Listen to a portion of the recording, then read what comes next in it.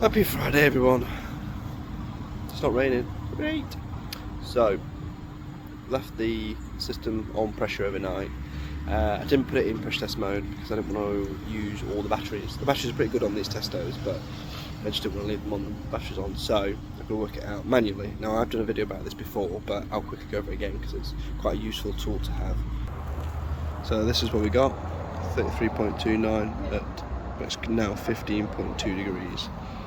And this is what we had yesterday.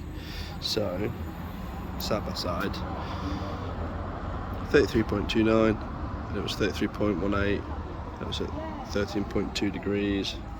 So you automatically think, yeah, definitely got no leak. If the pressure was the same on both, you could think, yeah, definitely got no leak. The temperature's gone up.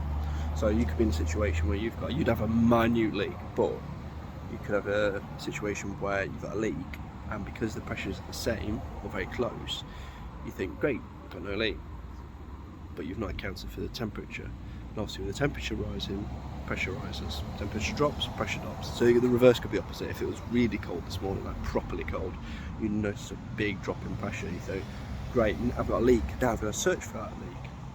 No, you haven't. It's just difference in temperature. So to work it out manually, if you've not got fancy digital gauges, or you're turning gauges off overnight, easy peasy. So this is what we got. Excuse me, because I've only got two hands. So this is yesterday. So 13.2 degrees, 33.1 bar gauge, and this is what we've got today. I know it's just slightly different, but I wrote this out 30 seconds ago. So what we want is calculator. So what we're going to do, so we want the pressure. So the pressure was at 33.18 bar. Now that's gauge, so you want a +1 to make it absolute, and then you're going to divide that, and you're going to put brackets.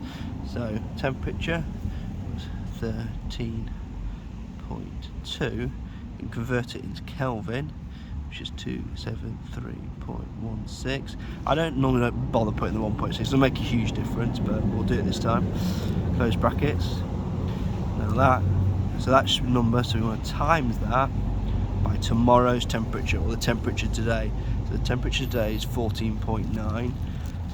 Now I know it's just changed on my gauges, but this is, like I say, this is what I just wrote out. So 14.9 plus 273.16 to convert it to Kelvin, and that's going to give us 34.38.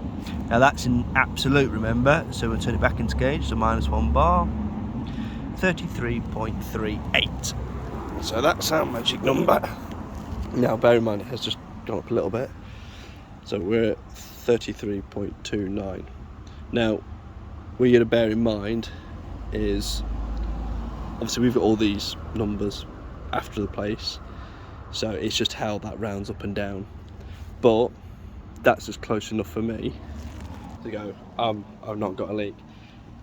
It's mainly important when the bigger the systems. I mean, you've got to do due diligence with it. Don't get me wrong, it's only as good as how good your gauges are accurate wise, and if you have big variations in your temperature, so you've got to make a bit of a judgment call on it, but it does save time looking for a leak that's possibly not there, or thinking, great, I've got no leak, but it happens to be the day after is much warmer.